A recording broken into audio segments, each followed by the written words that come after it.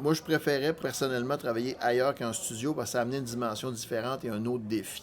Parce qu'en studio, c'est toujours les mêmes paramètres, tandis que là, il fallait vivre avec la bâtisse. L'approche est différente, c'est moins facile. Il faut vraiment y aller avec les codes du bâtiment, puis c'est pas contrôlé. L'éclairage n'est pas contrôlé, le courant n'est pas contrôlé, il n'y a rien qui est standard. Le plancher, c'était en tapis, il fallait qu'on trouve une solution pour recouvrir le plancher, pour pouvoir rouler avec le dolly de caméra.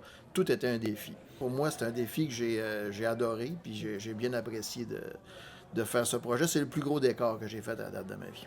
En fait, on veut jamais de mur blanc. Et puis, faut jamais que ça ressemble à aucune autre série. C'est qu'il fallait pas que ça ressemble à rien. Ça me dérange pas, mais c'est toujours un défi parce que là, faut amener quelque chose de différent, mais qui est de cohérent, donc qui se peut dans le temps, dans l'espace. Faut pas que ça soit trop vintage, faut pas que ça soit trop moderne, mais tout en restant contemporain. Puis c'est d'avoir le plus possible de choses visuellement sur les murs. On parlait de pollution visuelle, d'avoir vraiment beaucoup de stock. C'est que c'était une grosse recherche, d'avoir tout ce qu'on pouvait voir, avoir le droit de voir, parce que nous, on s'entend, il faut que tout soit libéré de droit, là, que ce soit la moindre carte, la moindre photo, n'importe quel petit détail, tout doit être une création.